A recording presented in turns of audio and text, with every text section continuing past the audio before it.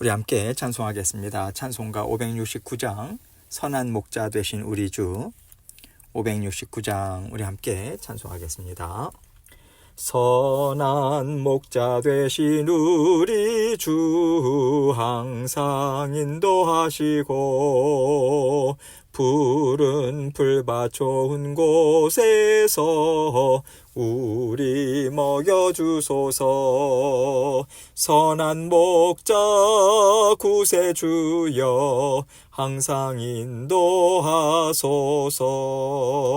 선한 목자 구세주여 항상 인도하소서. 양의 문이 되신 예수여 우리 영접하시고 길을 잃은 양의 무리를 항상 인도하소서. 선한 목자 구세주여 기도 들어주소서. 선한 목자 구세주여 기도 들어주소서. 흠이 많고 약한 우리를 용납하여 주시고 주의 넓고 크신 은혜로 자유 얻게 하셨네. 선한 목자 구세주여 지금 나아갑니다. 선한 목자 구세주여 지금 나아갑니다. 일찍 주의 뜻을 따라서 살아가게 하시고 주의 크신 사랑 베푸사 따라가게 하소서. 선한 목자 구세주여 항상 인도하소서. 선한 목자 구세주여 항상 인도하소서.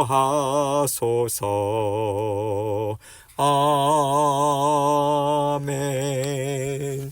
기도하겠습니다. 하나님 아버지 감사합니다. 하나님께서 우리 모든 성도님들 건강도 지켜주시고 생업과 또 모든 자녀들 아버지 하나님께서 책임져 주셔서 하나님께서 이끄시는 대로 아버지 하나님의 말씀과 더불어 늘 승리하는 삶을 아버지 하나님 앞에서 살아갈 수 있도록 도와주옵소서. 우리는 연약합니다.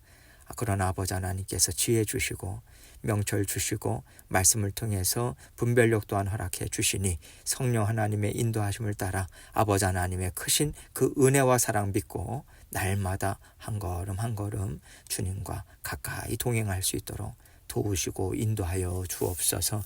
오늘도 말씀을 통해서 우리 각자에게 들려주시는 주님의 음성이 있으리라 믿습니다. 아버지 하나님께서 말씀하시고 아버지 하나님과 오늘도 기쁨과 만족과 감사로 살아가는 저희 모두가 될 수 있도록 도와주옵소서. 예수 그리스도의 귀하신 이름으로 기도합니다. 아멘. 하나님 말씀 사도행전 14장 19절로 23절입니다. 사도행전 14장 19절로 23절 제가 읽습니다. 유대인들이 안디옥과 이고니온에서 와서 무리를 충동하니 그들이 돌로 바울을 쳐서 죽은 줄로 알고 시외로 끌어내치니라. 제자들이 둘러섰을 때에 바울이 일어나 그 성에 들어갔다가 이튿날 바나바와 함께 더베로 가서 복음을 그 성에서 전하여 많은 사람을 제자로 삼고 루스드라와 이고니온과 안디옥으로 돌아가서 제자들의 마음을 굳게 하여 이 믿음에 머물러 있으라 권하고 또 우리가 하나님의 나라에 들어가려면 많은 환난을 겪어야 할 것이라 하고 각 교회에서 장로들을 택하여 금식 기도하며 그들이 믿는 주께 그들을 위탁하고. 아멘. 하나님께서 지금 바울과 바나바 일행을 통해서 하나님의 말씀이 온 땅에 가득 전파되어야 할 것을 분명하게 보여주고 계십니다. 하나님이 어떻게 이 복음이 전파되기를 원하실까? 이것을 우리가 생각하면 다 잘 될 거야. 엄청나게 부흥하고 힘있게 아주 웅장하게 확장될 거야. 늘 우리의 생각은 여기에 머물러 있어요. 우리가 복음이 전파되는 일, 성령의 역사만을 이렇게 생각하는 게 아닙니다. 우리가 살아가는 삶에 있어서도 하나님이 나를 사랑하시고 나의 인생을 이끌어주고 계시다. 이 믿음까지는 좋은데요. 이 믿음이 우리 육신의 생각과 결합돼서 만들어내는 생각이 뭐냐면 다 잘 될 거야. 어려움 없을 거야. 많은 사람들이 부러워할 만큼 하나님께서 큰 성공을 주실 거야. 이거예요. 이런 식으로 믿음인 것 같은데 육신의 생각과 결합돼서 하나님의 일하심과는 다른 기대를 가지고 우리는 살아갑니다. 이런 맥락에서 하나님은 오늘 말씀을 통해서 우리의 기대가 육신의 본성과 결합하지 않기를 바라신다는 메시지를 우리에게 전하고 계시다고 생각해요. 무슨 얘기냐면 여러분, 하나님께서 온 세상을 구원하시는 일보다 더 기뻐하시는 일이 있을까요? 하나님을 알지 못하는 영혼에게 하나님의 살아계심을 보여주고 하나님의 자녀가 되게 하는 것만큼 하나님이 기뻐하시고 원하시는 일은 없어요. 예수님께서 다시 오시겠다고 약속하시고 계속해서 심판의 때를 미루시고 은혜를 베풀어 주시는 이유는 단 한 가지입니다. 영혼을 구원하기 위해서예요. 그런데 가장 중요하고 가장 기뻐하시는 일을 이루는데도 맞아 죽을 뻔한 일들이 수십 번에 달한다면 하나님께서 기뻐하시는 일에 고난이 없다, 실패 없다, 부끄러움이 없다, 이렇게 생각하면 안 되는 거 아닐까요? 실패가 있다는 건 이상한 거야. 너무 부끄러운 거야. 내가 어떻게 하나님의 자녀라고 말할 수 있겠어.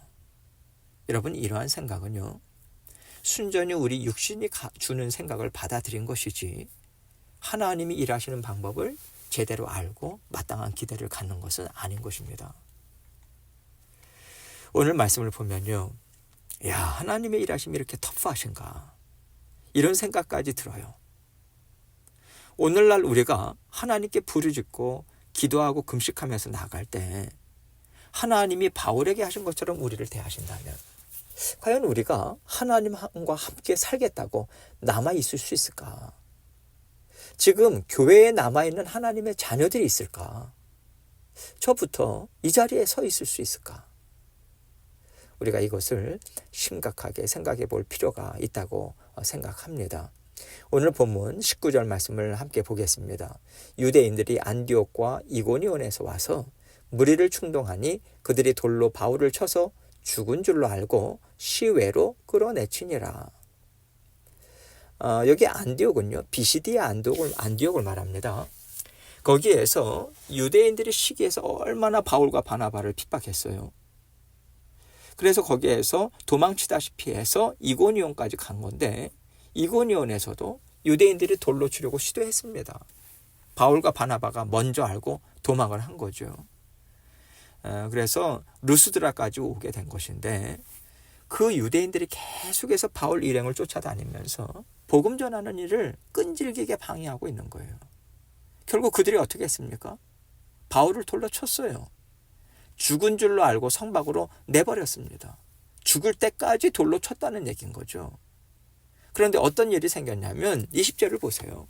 제자들이 둘러섰을 때에 바울이 일어나 그 성에 들어갔다가 이튿날 바나바와 함께 더베로 가서, 여기 제자들은 그곳에서 복음을 전해서 예수 그리스도를 또 믿는 그러한 제자들이 생겨났지 않습니까? 그들을 얘기하는 거예요. 그들이 바울을 구하기 위해서 왔다기보다는요, 돌로 그렇게까지 맞았으니 바울이 죽었다, 장례를 치러줘야 되겠다, 이렇게 생각하고 모여선 거예요. 그런데 그때 바울이 일어납니다. 일어나라고 하는 이 단어는요, 끙끙 앓다가 간신히 일어났다라고 하는 단어가 아니에요. 언제 그랬냐는 듯이 힘있게 벌떡 일어섰다, 이 뜻입니다. 다 회복돼서 다시 성에 들어갔다가 바로 다음날 바나바와 함께 90km나 떨어진 더베로 긴 여행을 떠나죠. 여러분, 이 얘기는요, 사람들은 바울을 죽이기로 작정하고 죽을 때까지 핍박했지만 하나님께서 바울을 죽음에서 건져내셨다는 것입니다. 하나님이 이렇게 살리실 건데 아니 처음부터 핍박을 좀 안 받게 하시면 좋지 않을까, 우리가 그렇게 생각하죠. 아니면 그들 앞에서 내게는 하나님이 함께 계신다 그러면서 뭔가 힘이 있는 것을 보여줬다면 더 멋있었을 텐데 하나님께서는 바울에게 돌로 맞아 죽을 뻔한 자리까지 감당하게 하시는 거예요. 생각해 보세요. 나를 미워하는 사람에게 내가 뺨을 한 대 맞았다면 뺨 맞은 것으로 몸이 상해서 죽지는 않습니다. 자존심이 상하고 분해서 미쳐버리는 거죠. 그런데 뺨을 맞는 정도가 아니에요. 동족인 유대인들이 우르르 몰려와서 돌로 쳐요. 돌에 맞아서 피투성이가 된 채 쓰러질 때 얼마나 자존심이 상했고 얼마나 수치스러웠을까요? 그런데 바울은 여기에서 머물지 않았을 것 같아요. 내가 이렇게 예수님을 핍박했지. 내가 이렇게 예수님의 제자들, 믿는 성도들 잡아 죽였지. 이 생각을 했을 것 같아요. 그래서요, 하나님이 하시는 일이 참 신기하고 놀랍다라고 얘기할 수밖에 없는 것 같습니다. 여러분, 이런 고난을 가장 잘 할 수 있는 사람이 누가 있을까요? 이런 고난과 수치와 능력으로 이런 고난을 수치와 능력으로 받아들이지 않고 감사와 은혜로 받아들일 수 있는 사람이 누가 있을까요? 저는 믿음의 사람들을 잡아 죽이기까지 했던 바울만큼 적임자가 없을 것 같아요. 비록 바울은 하나님을 잘 알지 못해서 예수님을 핍박하고 믿음의 사람들을 핍박했지만 어쩌면 하나님께서는 하나님의 일꾼으로서 이방인들에게 어떤 고난도 감당하면서 복음을 전하는 개척자로 사용하기 위해서 이것까지도 준비하고 계신 것이 아니었을까, 이런 생각까지도 듭니다. 우리가 죄성으로 넘어지는 것, 욕심 때문에 넘어지는 것, 무너지는 것, 하나님을 알지 못하는 무지함 때문에 하나님을 대적하는 것, 여러분 이러한 것들이 얼마나 큰 죄입니까? 얼마나 어리석고 수치스러워요. 그러나 하나님께서는 이 모든 것을 하나도 땅에 떨어뜨리지 않고 하나님의 나라를 세우시는 일에 아주 귀하게 사용하세요. 하나님께 붙잡힌 인생은 실패하고 넘어지고 하나님을 대적하여 일어섰을지라도 하나님께서 은혜로 감싸주셔서 다 쓸모있고 다 열매있고 맺고 하나님께 감사할 수 있는 좋은 것들로 다 바꿔주십니다. 그래서 우리 인생에 대해서 우리가 너무 낙심하거나 너무 힘들게 생각할 필요가 없다, 이런 생각까지도 들어요. 21절입니다. 복음을 그 성에서 전하여 많은 사람을 제자로 삼고 루스드라와 이고니온과 안디옥으로 돌아가서 도베로 가서도요, 복음을 전하니까 많은 사람들이 예수님의 제자가 되었어요. 제자된 삶을 살기로 작정하고 예수님을 쫓는 사람들이 생겨났다는 거죠. 하나님께서 풍성한 열매를 주셨습니다. 그리고 거기에서 바울 일행은 핍박받고 돌에 맞아 죽을 뻔했던 루스드라와 이고니온과 비시디의 안디옥으로 다시 돌아가요. 왜냐하면 그 지역에서 복음을 듣고 받아들인 사람들이 있는데 바울이 핍박 때문에 도망치다 보니까 그들을 훈련시켜주고 믿음으로 굳게 자라나도록 양육을 못해줬잖아요. 바울은 그게 마음이 쓰인 거죠. 22절입니다. 제자들의 마음을 굳게 하여 이 믿음에 머물러 있으라 권하고, 또 우리가 하나님의 나라에 들어가려면 많은 환난을 겪어야 할 것이라 하고. 많은 사람들이 하나님을 믿고 있는데 바울이 받은 핍박으로 인해서 그들의 마음이 상하고 또 위축되고 혼란을 겪지 않도록 바울은 그들의 마음을 굳건하게 지켜주고자 애를 쓰고 있는 거예요. 바울은 지금 이 말을 이런 뜻을 담아서 얘기해 주셨을 것이라고 생각합니다. 너희가 예수님을 믿고 살아갈 때 이런 핍박 또 이런 환난 이상한 거 아니야. 하나님의 사랑을 받지 못하도록 가로막고자 하는 악한 영들의 공격은 계속 될 거야. 왜냐하면 하나님의 자녀가 됐다는 거, 예수님을 통해서 구원을 얻은 것은 정말로 귀한 거거든. 그래서 귀한 것을 누리지 못하도록 계속해서 유혹하고 공격하는 것들이 있다는 것을 알고 예수 그리스도의 생명을 절대로 뺏기지 마라. 이것보다 더 귀한 것 없어. 이렇게 그들에게 힘내라고 지금 말을 해주는 거죠.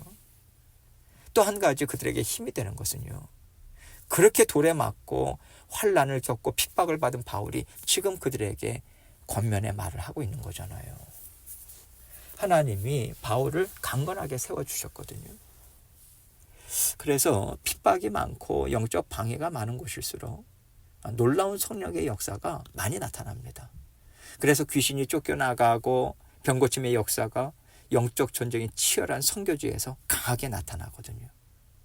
그만큼 위로가 필요하고 굳건한 믿음이 필요하기 때문에 하나님께서 굳건하게 세워주시는 거죠. 우리 삶에도 너무 살기 힘들고 우리의 영이 뒤흔들리는 것 같은 상황에서 하나님께서는 절대 우리를 그냥 내버려 두지 않으십니다. 밖에서 보는 사람들은 알지 못해도 영적 싸움 한가운데 우겨싸움을 당하고 곤두박질 치는 것 같은 상황에서 하나님은 우리에게 내가 너와 함께하고 있다라고 하는 것, 이것을 분명하게 보여주세요. 여러분, 이것으로 우리는 엄청난 환난, 고난, 고통, 이것을 담대하게 지나갈 수 있는 것이지 결코 우리의 믿음으로 감당하는 게 아닙니다. 하나님은 우리가 감당하지 못할 때 피할 길도 내주시고 우리가 일어서지 못할 때 우리를 감싸주세요. 지금까지 우리는 다 이 은혜로 살아왔습니다.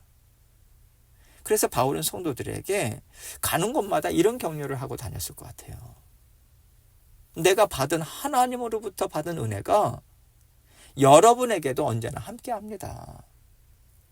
그러니 핍박과 고난과 환난을 두려워하지 마시고 담대하십시오. 하나님이 여러분과 함께하고 있습니다. 저를 일으켜 세우신 하나님의 손이 여러분을 지키시고 보호하실 거예요. 우리 힘있게 하나님 나라 함께 이루어 갑시다. 이 격려를 하고 다녔을 것 같습니다. 23절입니다. 각 교회에서 장로들을 택하여 금식 기도하며 그들이 믿는 주께 그들을 위탁하고. 이제 복음이 이방인들 가운데 들어갔지 않습니까?